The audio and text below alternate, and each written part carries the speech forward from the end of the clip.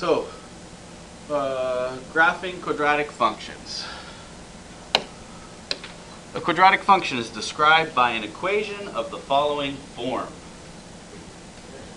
ax squared plus bx plus c equals f of x. How many terms are there in that equation? There are 3. There's an ax squared, and the ax squared is called the quadratic term because it's the one that has the x squared. The bx is called the linear term because bx has an exponent of 1, which makes it linear. And then what would c be called? The constant.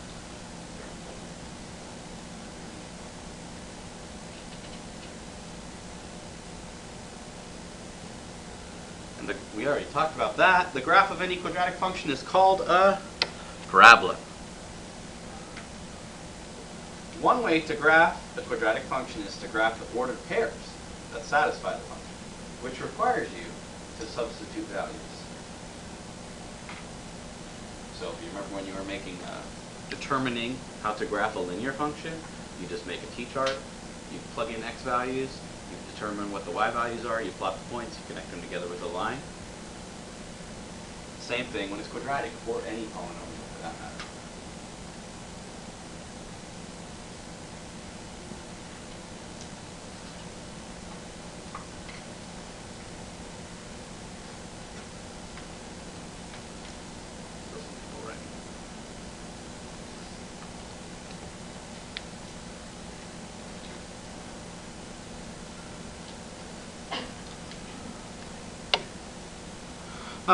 Do we remember what a, b, and c, the effect that those values have on the graph of ax squared plus bx plus c equals y?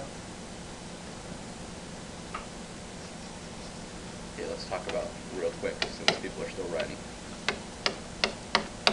What is the y-intercept of y equals 3x plus 2? 2. What happens then if I have y equals 3x plus 8? Which kind of transformation is occurring between these two functions? And then how far am I moving the graph up to get from one to the other? Well, the second y equals 3x plus 8 has an y-intercept of 8 instead of 2. So what is the distance from 2 to 8? 6. So in effect, to go from y1 to y2, I simply have to translate up 6 units, right? So the c value, or the constant term in this linear one, is affecting how far I'm moving it up and down. So what could you hypothesize about ax squared plus bx plus c? What do you think the c value does? Yeah, the c value affects how far you're moving things up and down. How about a? Any ideas on what a is going to do? Okay, Ian has a guess for me. So skinny or fat? Not very mathematical term, but yes. It gets skinny or fat, or narrow or wide. Or, in fact, remember the sheet that I gave you yesterday that had the quadratic things on it? Let's pull that out and take a look at it. Because there's a mathematical word for skinny or fat. That would be good for us. So in the second column it says graph the function. In the first column it tells you the standard form, right? Y equals ax squared plus 3x plus c. And if you look at where it says graph the function, there's all kinds of little cheat things in there.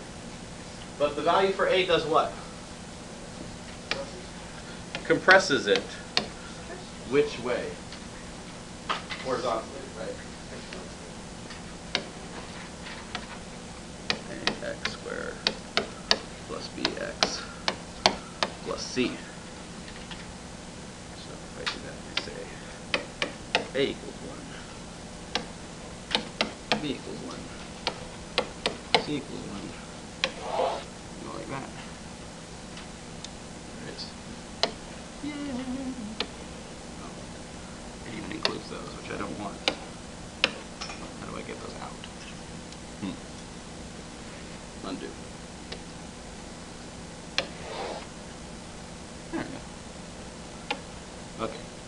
there's my parabola. My A, my B, and my C values are currently 1, but I can change all that. So the effect on the C value is, what does it do to the function? The graph of the function, it's going to move it up if I increase C, or down if I decrease C.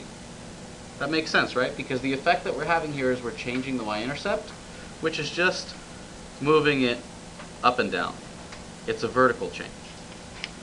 Now, the A value, Ian's idea was that it's going to change how fat or skinny the graph is. So if I increase A, what effect is it having on the graph of the function? It is making it narrower. What happens if I make A less than 1?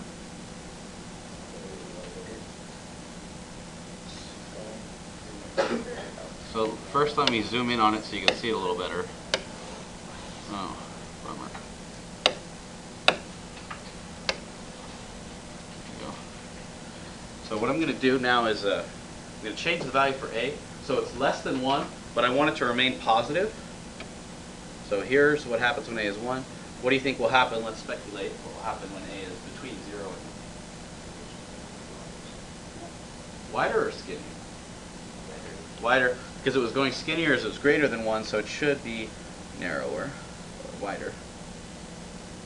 Which it is, right? What will happen? Oh man.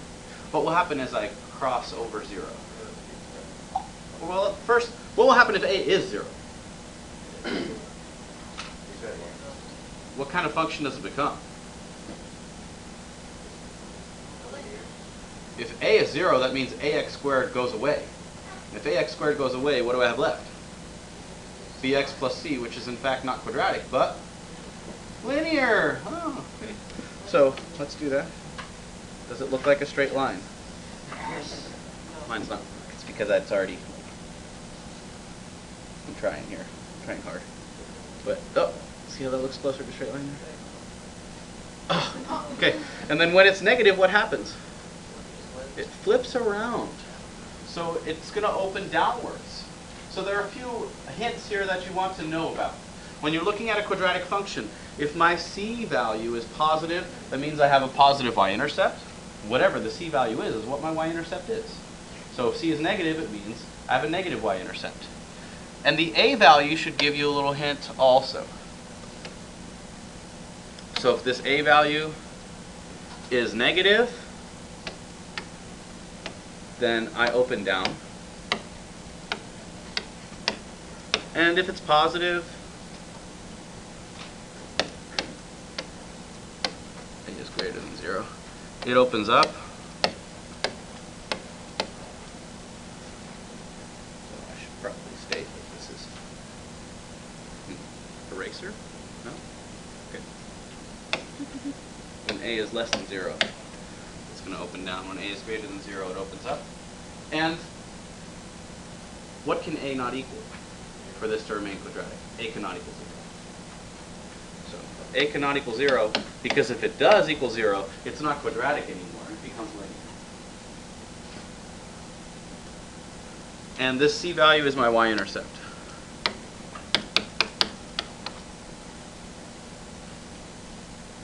Okay, questions about that?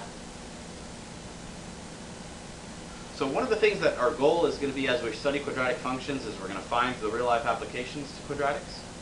One of those applications is when you run a business and you want to maximize profit.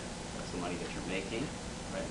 And not just the money that you're spending, the money that you actually take home. You say, that's my salary, that's what I'm earning. That's subtracted from all the stuff that I have to buy to run my business. So you can maximize profit using quadratic functions. You can also determine maximum height of objects if you have a quadratic function. So for example, if you're launching a rocket into space, or you're launching a water rocket, which is like the coolest thing I did in high school, and you could determine the maximum height of that. I never want to change the color scheme. Just go away. So we will talk about some of the applications, and then what we're actually going to do is I'm going to give you some real life problems, and you're going to model and create a quadratic equation of your own that fits with the situation that I provide for you. So this is going to become much more like real life stuff now. It's kind of fun. Xander? No, sorry, we're not in physics. Otherwise we would. But we will do some other cool things like determine how long people have been dead later. And we'll also figure out how long it takes to pay off your mortgage. Yeah, you'll get to pick a house. You get to pick a house, buy a house, determine your job, figure out your income, determine your mortgage payment, figure out whether to get a 15 or a 30-year mortgage. It'll be fun. Okay. Oh man, we wouldn't want to do that in math. Okay. So, what I would like you to do is to get a little practice again for the order of operations. There is a table that is blank up here on the screen. There is a function that is provided where it says example 1. I'm going to give you 2 minutes, maybe 3. I'm going to give you 3 minutes to work by yourself, fill out the table for the values of x that I've provided, and then as soon as you finish, check your work with the person to your left or right, because some of us forget how to do order of operations all the time.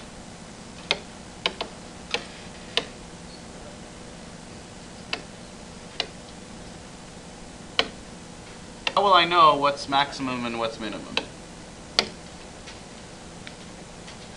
Can I tell without graphing it? I can. What do I look at specifically? A. So this A value is what? Positive or negative? Okay, so my A value is greater than 0. So you could, like if you want, you can make a little mental sketch. This is going to look something like the Y value intercept is 9. So it may look something like that. So will that have a maximum or a minimum value? It will have a minimum. Where's the minimum located? At the vertex. So it's going to have a minimum because the vertex is located at the bottom there, and I'm opening up. So this will be a minimum. And when they're asking you for the minimum value, they're asking you for the Y value of the vertex. So this is the Y value of the vertex. Now, I'm not saying that the graph of this actually looks like that. It probably doesn't. What's that? We're just going to roll with it because it was like a mental sketch. It may look something more like this. Now that I did some mental factoring and figured it out. Well, I was talking to you at the same time. Okay, so, but either way, you will know that it has a minimum. How can I change this function so that it has a maximum?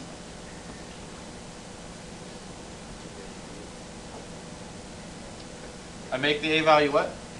Negative. So Ian, can you give me a specific example? Negative 2x squared. Does it matter what I write after that? No, as long as I have a b, x, and a c, right?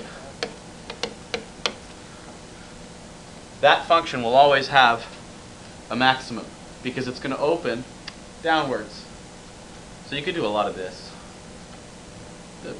In fact, could you do this ever? How could you get the parabola to go sideways? Oh, yeah, like the absolute value thing. What's that, Eric? Okay. We'll get in. Yeah. Like absolute values. It's like absolute values. There's kind of one of these that looks sort of like it. Hey, the square root one. That's a y equals square root of x, but it's only half the parabola, right? So that's a positive radical x. If you made this y equals negative radical x also, that would just flip it around, and then you'd have a sideways parabola. So how do I get to y equals positive and negative radical x? I had to solve for, yeah, so this would be synonymous to y squared equals x. Instead of x squared equals y. See the difference between the two? What did I do to get from one to the other? I switched my x's and y's around. So parabolas open up and down when it's y equals x squared, but they open left and right if it's x equals y squared. Oh. Got it. Blow the mind. It's got to open up. There's all kinds of possibilities in life, and you got to start thinking about it. So, graphing is huge right now. This is a big movement in mathematics at this moment in time. Being able to understand how effects on the equation affect the graph is a big deal. Okay, so 6-2, that's what we're in now. The solutions of a quadratic equation. So if I give you a quadratic equation, like something like 15 equals x squared minus 6x plus 2, you can solve a quadratic equation by graphing the function. So I can just set this equal to 0 and solve it. Graph it. I would subtract the 15. I would graph this function, pretend that the 0 is a y. You could graph the function, and my solutions would be where the y value, or the x value, is 0. So, how many solutions does this function have? How many solutions are there to that equation? There are 2, because there are 2 x-intercepts. X-intercept there, and x-intercept there. At the x-intercept, what does my y value equal? 0, which is why I did this little pretend that 0 equals y thing. Because when y values are 0, that's where my solutions lie. So this is the graphical approach to solving a quadratic. Is it the most efficient way? Probably not, and he's probably right. Because just like with a linear function or any kind of radical function, the best way to do it is algebraically. Does this always give me exact solutions? No. So there will be times at which the parabola doesn't cross at a whole number. And by the way, when it does, you should check it and make sure that it checks out in the equation if you have the equation. So, one method for finding, well, the solutions of a quadratic equation are called the roots.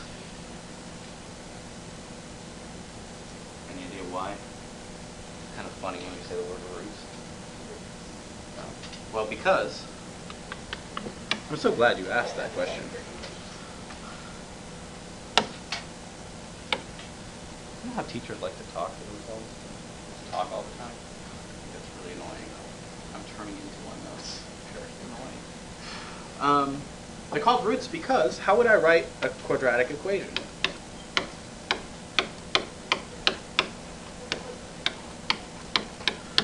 I would take 2 parts, like 2 linear things, and multiply them together to make a quadratic thing, right?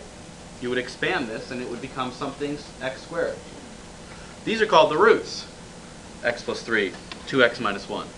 And when you set the root equal to 0, you get an x value of negative 3, because that's the value for x that makes the parentheses 0. And here you would get a value of 1/2. These 2 are called the roots. And the roots are located right there in the circled green parts here. This is where the roots are in the function.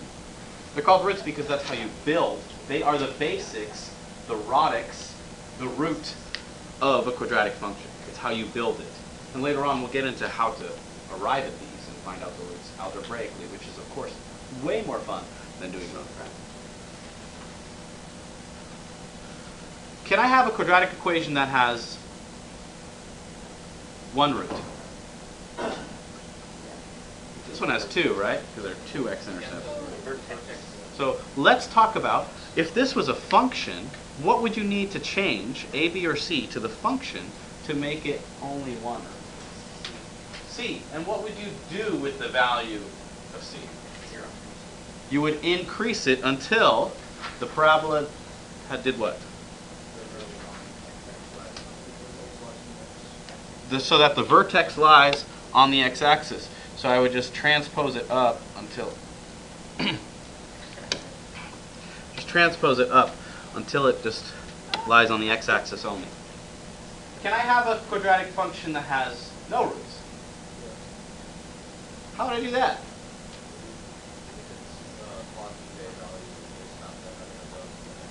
Okay, positive a value off the x-axis. Can I also have one that has no roots with a negative a value? Sure, it just floats in quadrant 3 or 4, right? So, bonus question. Will one that has no roots have solutions? So, if like the one that I just drew there floating in quadrant 3 and 4, does it have solutions? Can I solve it? Yes. Yes, you can. I know. These are all the solutions in what plane? The real plane. No, There's a complex plane with real and imaginary parts in which this function would have zeros. That will be so much fun.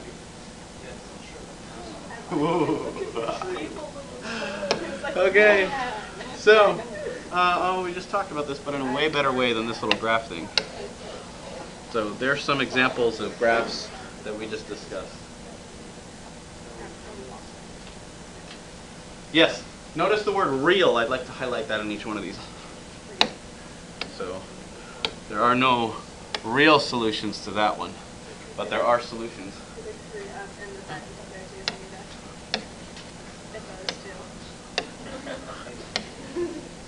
Real. Hey, I Add did it. add quotation marks too. No, I'm done. Oh, okay, never mind. 6 is enough. It's emphatic. So, there are no real solutions in the one on the right, but there are solutions. Okay. So how would you solve this by graphing? So let's apply your steps that we wrote down earlier and see if we can accomplish this. Put it in standard form first. Currently isn't in standard form.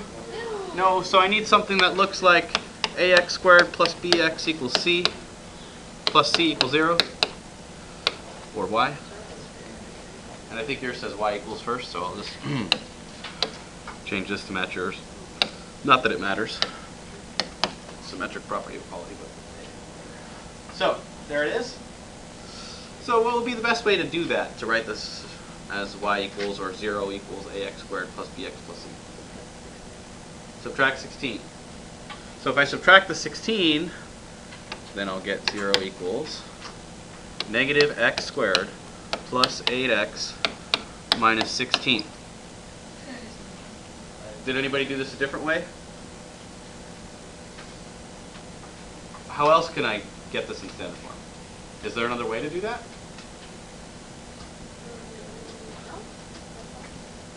Never mind. Ignore me. Can I take the 8x and the negative x squared and... Okay, so then what does it become? So if I have a negative x squared on the left side and I need to add x squared to both sides, it moves it to the right. And then this positive 8x becomes negative 8x, and then this 16 stays positive. Now, will these two, what's that?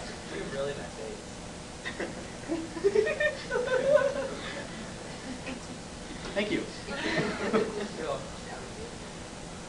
Huh. Will these two graphs have the same roots? In fact, what is the difference between them? Nothing. Okay. Applying the Quinton theory, let's find out. Okay, y equals, here we got y equals, what's the first one? X squared plus 8x minus 16.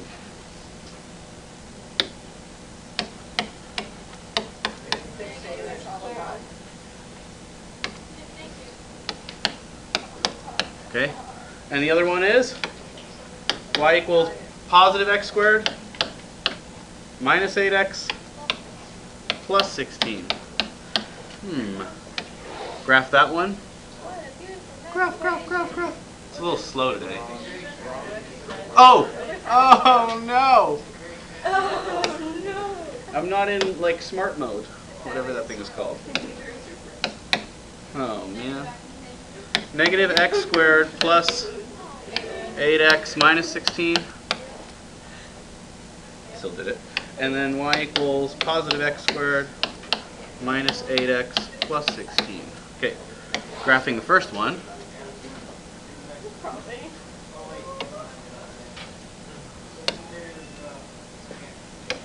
graphing the other one. Go in, go in. Go in, go in. It says that it It says that it is. It says that it is. Why? Because the Quentin theory is clearly the best theory. Oh, why did it say plus 100? The number You're writing 16 says it's 110. Oh, that's a problem. Oh, that is How does it get 16 to 100? It's just a little funny. Oh, see how I kept going like this, trying to get it in there? Because I was like, where is it? I know it's different. Something happened. Okay. Wow. Like, this thing can't be wrong. But, so what is different about it? What's the only difference about them? One of them is blue and one of them is red. No, that's not the... I failed. One opens up and one opens down. Do they have the same roots? Yes. So, don't be dismayed if these look slightly different, particularly in their signs. They have the same roots, they just don't have the same direction of opening. Okay? There was something more we need to talk about. Oh, yeah, and I got to get to this too. So let's skip 4, because we just talked about it. Sorry. 5. If you're not familiar with physics, there's a particular function that always shows up. So this is Nicholas. Well, actually, here is Nicholas. He's clearly jumping from a plane at 35,000 feet. Good choices. He is a free fallen. You got it? Okay. Free. He's the guy who really free falls. Because he free falls for the longest amount of time. In fact, somehow he figures out when he's at 500 feet, you should probably open his parachute or he will die. So, this guy knows what he's doing. And if he doesn't know what he's doing, he won't be there again. No, Nicholas. Adrian Nicholas. Oh! Tyler. First name. He broke the world record. When people free fall, or when an object free falls, there's always this pattern. Have you heard of that? Seen that negative 16t squared before? Okay. If not, whenever an object is free falling, so in the real world, we see this kind of function occurring all the time. H represents the height, T represents the time. So this is the time after the initial drop of the object. And you always end up with negative 16t squared plus h of 0. What is h of 0? That is the height at a value of 0, at a time of 0. So that means initial height. So what is our initial height in this problem? The 35,000 feet. So you would take this equation, h of t negative 16t squared, and you would add 35,000 feet to it. Now, I think what we're supposed to figure out is, I don't know, how long... Yeah, how long would he be in free fall? How long would he be in free fall? Why did he take so long to open his parachute? So, the equation here is then h of t equals negative 16t squared plus 35,000. And we want to know how long he's going to be in free fall. So, what will his height be when he is no longer in free fall? 0. No, that would mean he's dead. So he opens his parachute before he reaches the ground. So, 500. So that is the value that goes in for h of t. And then I solve for the value of t. That's going to tell me when he opened his parachute, right? This is the time he opened his parachute. This here is the time he starts, which is 0. So find out how long he free falls. Free falling.